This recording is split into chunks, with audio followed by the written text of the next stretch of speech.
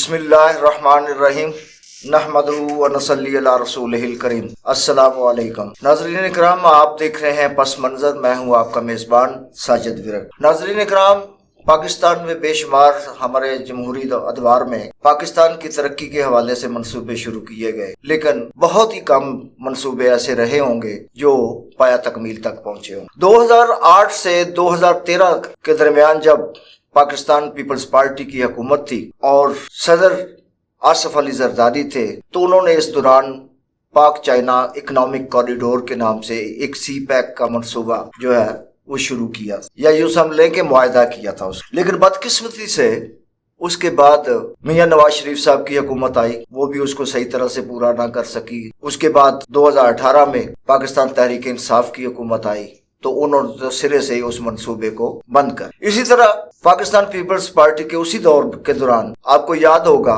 کہ جب 9/11 ہوا تھا تو ہمارے جو کمانڈو جنرل تھے جن کا نام پرویز مشرف تھا، بقول ان کے کہ انہیں ایسی ہی امریکہ کی طرف سے دھمکی دی گئی تھی کہ ہم آپ کو پتھر کے زمانے میں لے جائیں گے اگر آپ نے ہمارا ساتھ نہ دیا۔ تو یاد ہوگا کہ اسی 9/11 کے بعد امریکہ کو افغانستان تک رسائی دینے میں پاکستان نے کردار ادا کیا، اور نہ صرف یہ بلکہ بلوچستان میں موجود پاکستان کی شمسی ایئر بیس تک ان کے حوالے کر دی۔ لیکن میں سمجھتا ہوں یہ بھی پیپلز پارٹی کے کریڈٹ میں بات جاتی ہے کہ آصف علی زرداری نے اس وقت امریکہ کی آنکھوں میں آنکھیں ڈال کر اس کو شمسی ایئر بیس خالی کرنے کا آرڈر کیا۔ جب انہوں نے تھوڑا سا مزاحمت کرنے کی کوشش کی تو پاکستان پیپلز پارٹی کی گورنمنٹ نے ان کی سپلائی لائن تک کاٹ دی اور بالآخر امریکہ کو شمسی ایئر بیس خالی کرنا پڑی۔ اسی طرح پاکستان میں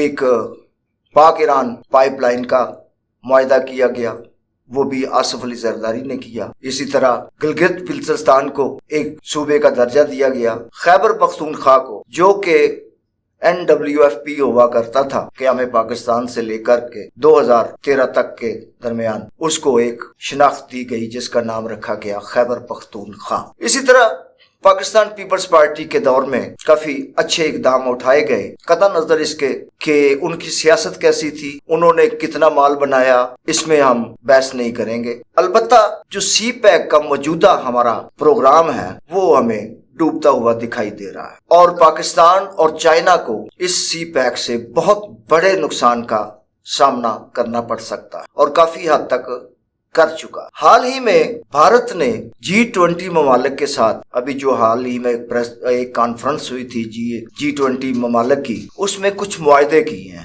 اور اس معاہدے کے نتیجے میں پاکستان اور چائنا بہت بڑی مشکلات کا شکار ہونے جا رہا۔ چائنا کو سمجھ نہیں آ رہی کہ وہ کیا کرے، اسی طرح پاکستان کو بھی جو ہے وہ کوئی سمجھ نہیں آ رہی کہ اب یہ جو انویسٹمنٹ دونوں ملکوں کی طرف سے ہوئی ہے اس کا ازالہ کیسے ہو، کیونکہ انہیں اپنی، خاص طور پہ چائنا کو، اپنا سرمایہ ڈوبتا ہوا نظر آ۔ بھارت نے جو G20 ممالک کے ساتھ معاہدے کیے ہیں اس کے مطابق وہ جو سی پیک کی جگہ پہ اس نے جو اکنامک کوریڈور کا افتتاح کیا ہے وہ پاکستان کے سی پیک سے کچھ 10 گنا زیادہ ہے، جس کا نام بھارت نے India middle east Europe economic corridor رکھا ہے۔ اب اس میں بہت سارے ممالک، یورپی ممالک شامل ہیں، یہاں تک کہ آپ کے جو مسلم دوست ممالک ہیں وہ بھی اس کا حصہ ہے، جیسا کہ امریکہ، برطانیہ، متحدہ عرب امارات، سعودی عرب، روس، ترکی جیسے بڑے ممالک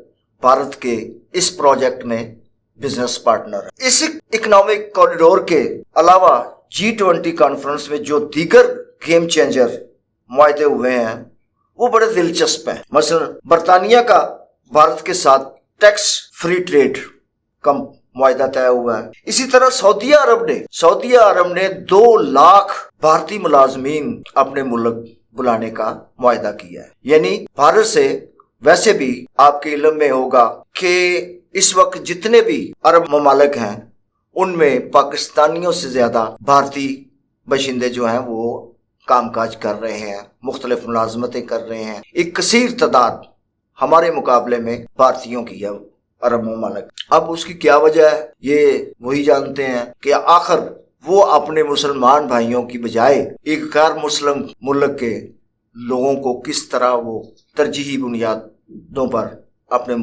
मुल्कों में मुलाजमत फराहम कर रहे हैं। इसी तरह तुर्की ने एक भारत के साथ मुआहदा किया है, वो भी बड़ा दिलचस्प है कि तुर्की जो जदीद ड्रोन तैयार करता है वो ड्रोन भारत को फराहम करेगा। इसी तरह अमेरिका का भारत के साथ जो मुआहदा हुआ है उसके मुताबिक दुनिया का सबसे बड़ा अमेरिका अपना सफारत खाना जो है वो भारत में बनाने जा रहा है। सफारत खाना तो पहले भी मौजूद है वहां पे, लेकिन उसको इतना वसी कर दिया जाएगा कि दुनिया में इतने बड़े किसी सफारत खाने की मिसाल नहीं है। तो इसके मुकाबले में यूं लगता है कि जैसे सी पैक की वैल्यू तकरीबन 0 हो चुकी। अब ये जो बड़ा मंसूबा बनाया जा रहा है अमेरिका की तरफ से कि भारत में एक बहुत बड़ा सफारत खाना वो बनाने जा रहा है, तो हमें ये बात इग्नोर नहीं करनी चाहिए कि ये इंडिया में इतना बड़ा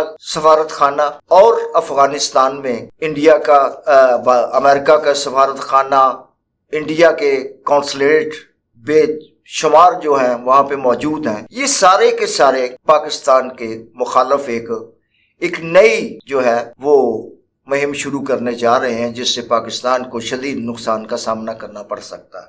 ये हमारे अदारों के लिए जो मुक़्तदर अदारे हैं, मेरी मुराद जो है मुक़्तदर अदारे जब हम जिक्र करते हैं तो उसमें हमारी पार्लियामेंट भी आती है, उसमें हमारी इस्टेब्लिशमेंट भी आती है, सिविल इस्टेब्लिशमेंट भी आती है, मिलिट्री इस्टेब्लिशमेंट भी आती है, सेनेट भी आता है, वजारत खारजा भी आता है। तो ये सारे मुक़्तदर अदारे जो हैं इनकी अवलीन जिम्मेदारी अब ये बनती है कि अब इस चीज़ों पे कड़ी नज़र रखें और अपने आप को नुकसान से बचाने के लिए हर वो इकदाम उठाने से गुरेज मत करे जिससे पाकिस्तान को आने वाले वक्त में कोई नुकसान पहुंच सकता है। अब जो मुआहदे हुए हैं भारत के इन ममालिक के साथ, तो उसमें यह तय किया गया है कि अब पाकिस्तान की जो हमने अरबों रुपया लगा के ये जो ग्वादर पोर्ट बनाई है, अब उसकी तरफ लोग नहीं आएंगे, बल्कि भारतीय बंदरगाहें जो हैं वो तिजारत के लिए ये लोग इस्तेमाल करें। तो गोया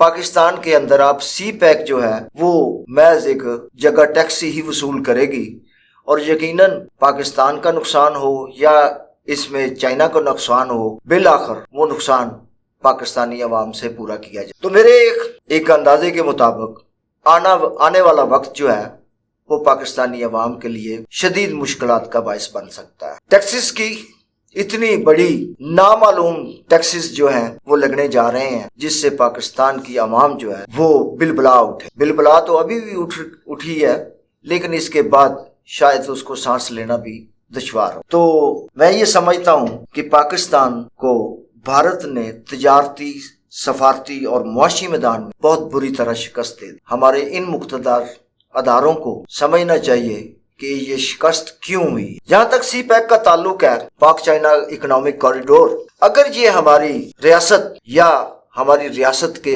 हुक्मरान इन 15 सालों में 20 सालों में जितने भी आए हैं, अगर ये अपने प्रोजेक्ट को मुकम्मल कर लेते तो आज ये दिन ना देखना पड़ता, क्योंकि हम उनसे पहले, भारत से पहले हम अपनी तिजारत जो इन ममालिक से करनी थी या उन्होंने हमसे करनी थी, उनके लिए एक बाकायदा उनको प्लेटफॉर्म दे दिया जाए। लेकिन हमारे यहाँ आने वाले जितने भी हुक्मरान रहे हैं उन्होंने सिर्फ इसलिए इसको पाया तकमील तक पहुंचने नहीं दिया कि उनके जाती मुफादात थे, क्योंकि हमारी इस सोसाइटी में, हमारी खास तौर पर पॉलिटिकल सोसाइटी में हर वो प्रोजेक्ट किया जाता है जिसमें उनको किकबैक्स मिलती हैं, उनको कमीशंस मिलती हैं, उनके जाती फायदे होते हैं, उनमें उनकी पार्टनरशिप हो। तो इस वजह से हमारे यहाँ कोई भी ऐसा प्रोजेक्ट पाया तकमील तक नहीं पहुंचता जिससे पाकिस्तान और पाकिस्तान के अवाम को फायदा हो। ये बहुत सारी जो चीजें हैं तकलीफ दे हैं हमारे लिए कि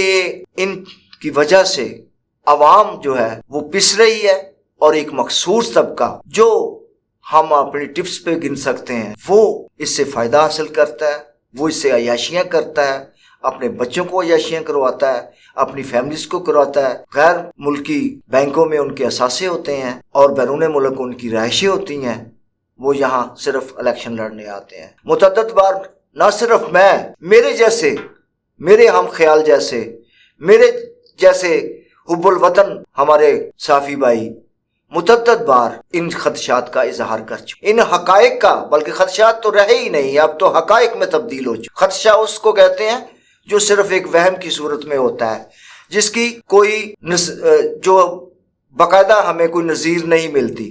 جب آپ کے پاس جو ہر چیز اصل صورت میں سامنے ہوتی ہے تو وہ حقائق ہو جاتے ہیں۔ تو بات یہ ہے کہ میرے ایسے دوست، ابھی تھوڑی دیر پہلے بھی میرے دوست موسٹ سینئر ہیں اور جرنلسٹ کے ساتھ ساتھ کالم نگار بھی ہیں اور اینالسٹ بھی ہیں، ماشاءاللہ صاحب دیوان بھی ہیں، جناب ادریس ناز صاحب، انہوں نے بھی اپنے پروگرام میں بے شمار ان خدشات کا، ان حقائق کا ذکر کیا ہے، لیکن افسوس کہ کوئی سننے کو تیار نہیں۔ تو ناظرین، اب وقت آ گیا ہے کہ قوم بھی ایک پچ پہ جمع ہو، اکٹھی ہو۔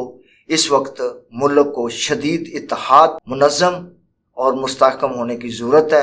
جب تک ہم تفرقہ بازی کا، لسانیت کا شکار رہیں گے، ہم کبھی بھی اپنے مطلوبہ اہداف حاصل نہیں کر سکتے۔ تو یہی ارباب اختیار سے بھی میری گزارش ہے کہ وہ بھی اپنے اندر ایک یونٹی پیدا کریں۔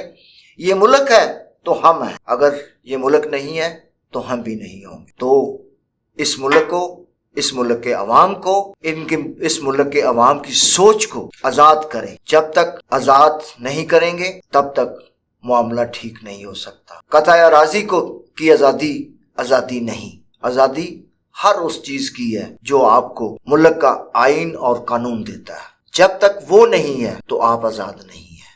وقت آ گیا ہے وہ آزادی حاصل کرنے کا، اور ان لوگوں کے لیے بھی یہ ایک میسج ہے کہ وہ بھی اب دیر نہ لگائیں اور جلد از جلد اس عوام کے حقوق جو ہیں وہ منتقل کریں، اور اپنے جو ان کے فرائض ہیں، جو آئینی ہیں، قانونی ہیں، اس حدود میں رہتے ہوئے انجام دیں، اور پاکستان کو ایک ایسی نہج پہ چلائیں کہ آنے والی نسلیں ہماری جو مصائب ہم جھیل رہے ہیں، کم از کم ہماری آنے والی نسلیں اس سے محفوظ رہیں۔ انہی الفاظ کے ساتھ میں آپ سے اجازت چاہوں گا۔